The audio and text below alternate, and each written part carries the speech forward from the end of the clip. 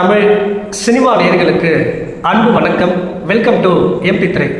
இந்த ஷோவில் பா விஜய் இயக்கத்தில் Jeeva, action king Arjun, Yogi Babu, Senthil, VTV Ganesh இப்படி பல நட்சத்திர பட்டாளர்களுடைய நடிப்பில் வெளிவந்திருக்கிற திரைப்படம் தான் அகத்தியா. இந்த படம் எப்படி இருக்குது, இந்த படத்தினுடைய கதை என்ன அப்படின்னு சொல்லி பார்க்கலாம் வாங்க. திரைப்படத்துறையில் கலை இயக்குனராக பணியாற்றும் ஜீவா புதுச்சேரியில் இருக்கக்கூடிய ஒரு பிரெஞ்சு பங்களாவில் தனது நண்பர்களுடன் சேர்ந்து ஸ்கேரி ஹவுஸ் என்று சொல்லக்கூடிய வீடு போன்ற ஒரு மிகப்பெரிய அரங்கத்தை உருவாக்குறாங்க. அதை பார்த்து ரசிக்க வர பார்வையாளர்களை உள்ள அனுமதித்து அதன் மூலமாக பணம் சம்பாதிக்கிறாங்க. அது மக்கள் மத்தியில் ஒரு நல்ல வரவேற்பை பெறுது. அந்த பங்களாவில் நிஜமாகவே சில அமானுஷ்யமான சக்திகள் இருக்கிறத அவங்க ஃபீல் பண்ணுறாங்க. அந்த அமானுஷ்ய சக்திகள் ஜீவாவை அந்த பங்களாவை விட்டு வெளியே விரட்டி அடிக்குது.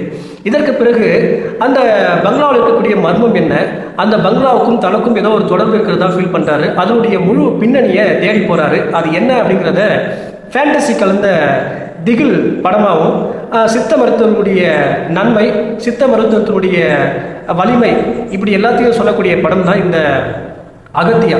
இந்த படத்தை பற்றி அலசணும் அப்படின்னா, படத்தினுடைய நாயகன் ஜீவா ஹீரோவாக காதல் பண்ணுறது, மாஸ் காட்டுறது அப்படின்லாம் இல்லாமல் அந்த பங்களாவில் இருக்கக்கூடிய மர்மம் என்ன அப்படிங்கிறத கண்டுபிடிக்கக்கூடிய ஒரு கதாபாத்திரத்தில் ரொம்ப இயல்பாக நடிச்சிருக்காரு. குறிப்பாக தன்னுடைய தாய்க்காக எப்பேற்பட்ட ஒரு பேயையும் எதிர்க்கக்கூடிய ஒரு கதாபாத்திரத்தில் அழகாக நடிச்சிருக்காரு. கிளைமேக்ஸ் காட்சிகளில் ஜீவாவை விட அவருடைய அனிமேஷன் உருவமாக வரக்கூடிய அந்த அனிமேஷன் தான் பார்த்திங்கன்னா அதிகமாக உழைச்சிருக்கு. அனிமேஷன் வேறு லெவலில் பண்ணியிருந்தாங்க, ஓரளவுக்கு நல்லாவே இருந்துச்சு. அதே போல் படத்தினுடைய நாயகி ராஷி கண்ணா படத்தினுடைய ஆரம்பம் முதல் இறுதி வர நாயகனுடைய காதலியாக வந்தாலும் அவங்களுடைய காட்சி இந்த படத்தில் ரொம்ப குறைவாக தான் இருக்குது. அது அவங்களுக்கு மட்டும் இல்லை, ரசிகர்களுக்குமே பெரிய ஏமாற்றமாக தான் இருக்கும். அதே போல் இந்த படத்தினுடைய பிரெஞ்சு வாழ் தமிழராக சித்த மருத்துவராக நடிச்சிருக்கக்கூடிய ஆக்ஷன் கிங் அர்ஜுன் தன்னுடைய அனுபவ நடிப்பால் இந்த படத்துக்கு கூடுதல் பலம் சேர்த்திருக்காரு அப்படின்னு தான் சொல்லணும். ரொம்ப அழகாகவே நடிச்சிருந்தார் பிரெஞ்சு வாழ் தமிழராகவும் சித்த மருத்துவராகவும்.